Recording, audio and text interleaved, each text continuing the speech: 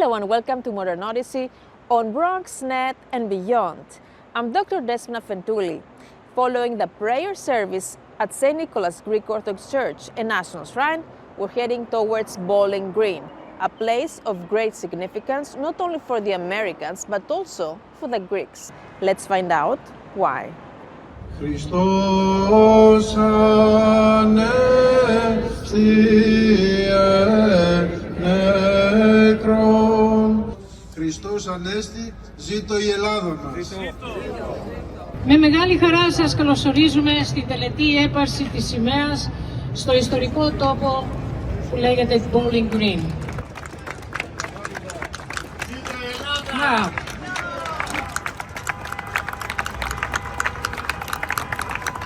in 1776, Americans pulled down the statue of King George in this very place in Bowling Green. In 1821, after 400 years under Ottoman rule, the Greek people rose with a battle cry, Eleftheria ή Thanatos, freedom or death. Decades earlier, Patrick Henry had said the same thing in a different tongue, on a different shore. Two peoples, separated by decades and an ocean, united by conviction.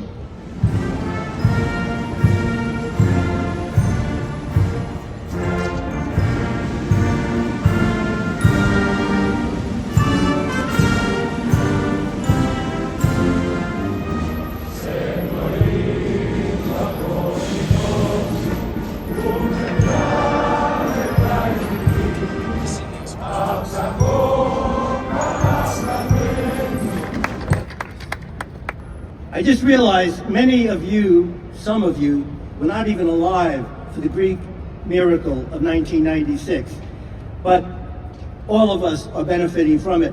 It was already mentioned that this is the 250th anniversary, and right here at Bowling Green, one of the crucial events took place when the Declaration of Independence reached New York City on July 9, 1776. On November 25th, 1783, General George Washington, he had one last thing to do, was to return to New York City to watch the last British troops and the last British armaments still anywhere in America leave from Bowling Green.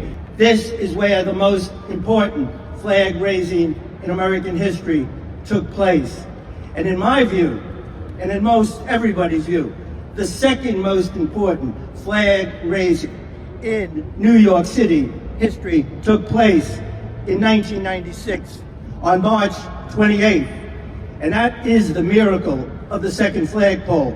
The Greek community had been asking for a number of years before 1996, could we raise the Greek flag? And it was here for the 175th anniversary, and it's been here ever since. No other community would have ever done that, and because of the Greek community, we have done thousands of flag raisings here since 1996. What has been missing for 30 years has been adequate plaques to tell the true story. Today, on the occasion of the raising of the Greek flag high over New York City, here at Bowling Green, we honor this day, April 24, 2026, a New York City hero, Lou Cassos. And Lou would have deserved it anyway, but the reason we have these two beautiful plaques is because of Lou's generosity. Lou, we are eternally grateful. Please understand that when the Greek Revolution took place, it was an international event. Many countries were involved. This parade is not about a small country that had a revolution in 1821. This was a major event of the 19th century, and we have to put that in our minds. Everyone in the world was watching what was happening in Hellas at the time. Nowhere in the world was there more enthusiasm for the revolution of 1821, but in America. Why? Because the Americans saw in Hellas their revolution, and they saw their countrymen, the people that created their Constitution and the ideals of America in Hellas. 2 generations later, against the Ottoman Empire. In 1893 was the first parade in New York City. They marched from here and went to City Hall, and they raised the flag, the Greek flag, on City Hall here.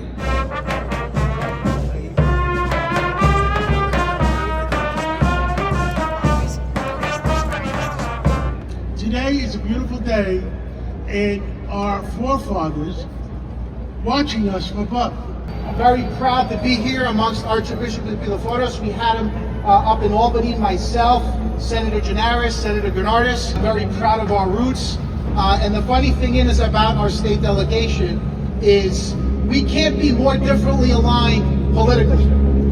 I'm a Republican, they're Democrats, we have other Republicans, but the one thing that unites us is our heritage and our love for our homeland. And that is one thing we can never forget.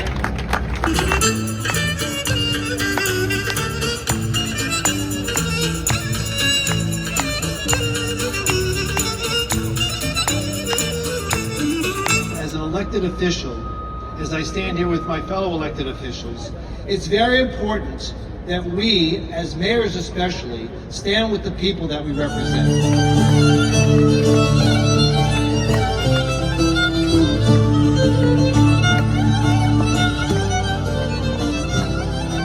Έλληνες και Έλληνες της Αμερικής, η Βουλή των Ελλήνων υποκλίνεται σήμερα ενώπιον σας και θέλει να σας εκφράσει την ευγνωμοσύνη του συνόλου του ελληνικού λαού για όσα έχετε κάνει, για όσα κάνετε και για όσα θα κάνετε για τη μητέρα πατρίδα την Ελλάδα μας.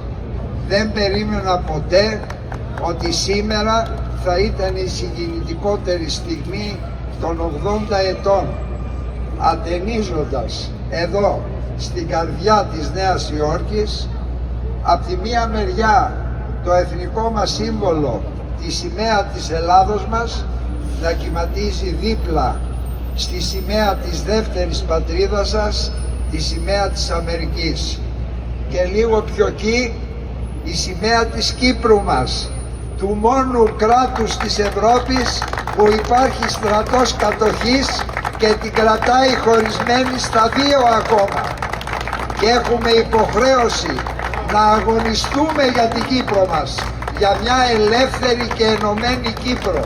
Για την Ορθοδοξία, αλλά και για τη γλώσσα μας, για τις παραδόσεις μας, για τις αρχές μας, για τις αξίες μας, για τα ιδανικά. Σήμερα λοιπόν εδώ στην καρδιά της Νέας Υόρκης χτυπάει δυνατά η καρδιά της Ελλάδος.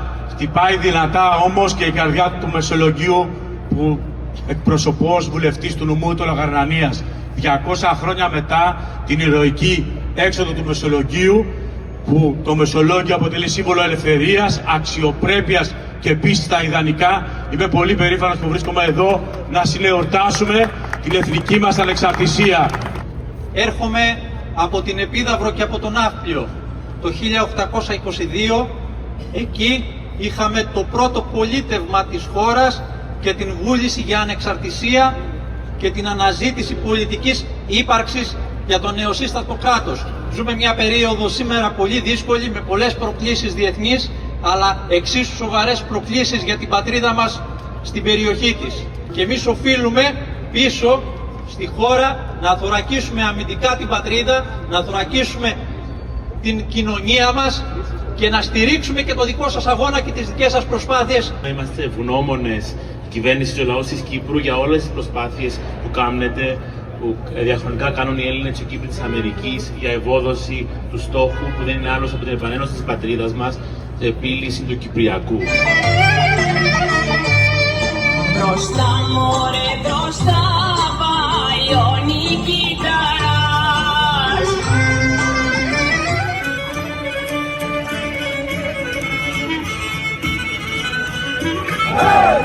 Οι αρχές και οι αξίες είναι αυτές που ενώνουν τους ανθρώπους. Οι αρχές και οι αξίες που συνδέουν την ελληνική επανάσταση, την επανάσταση για την αμερικανική ανεξαρτησία και φυσικά το μεγάλο ιστορικό γεγονός της εξόδου του Μεσολογγίου. Και όταν οι τόποι συναντούν την ιστορία και αυτοί με τη σειρά τους την αθανασία, τότε κάτι μεγάλο συμβαίνει.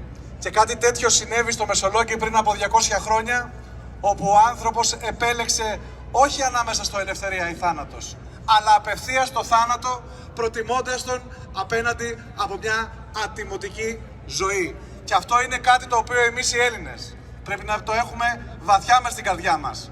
Όχι μόνο έχοντας την ενότητα ως ευχή, αλλά ως προσευχή και ως δέσμευση απέναντι στους συμπολίτες μας, στους συμπατριώτες μας που δώσαν τη ζωή τους για να είμαστε εμείς ελεύθεροι. Ζήτω το έθνος, ζήτω η Ελλάς, ζήτω η Αμερική, να ζήτω ο Μεσολόγγι.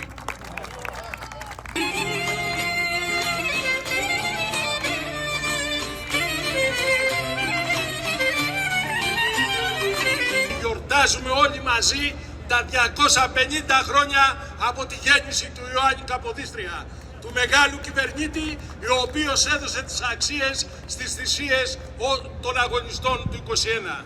Μαζί μας είναι η φιλαρμονική μας και θα σας δώσουμε την ευκαιρία να απολαύσετε τον επτασιακό πολιτισμό. Χρόνια πολλά σε όλους, ζήτω η Ελλάδα! Δηλώνοντας την αγάπη των συμπολιτών μου στα Ιόνια νησιά. Κύριε Πρόεδρε, και αυτό από εμάς, εκ μέρους της Φιλαρμονικής Κορακάνας, ευχαριστούμε για την πρόσκληση και ευχόμαστε ό,τι καλύτερο σε όλους.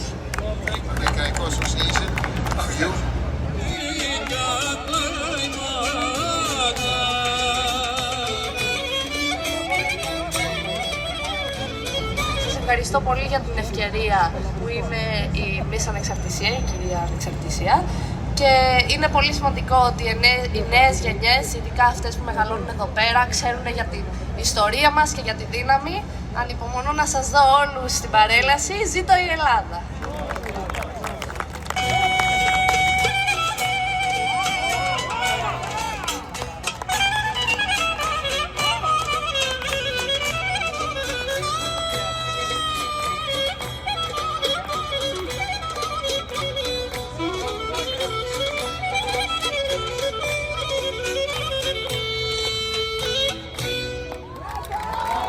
Ευχαριστούμε παιδιά, ευχαριστούμε πάρα πολύ.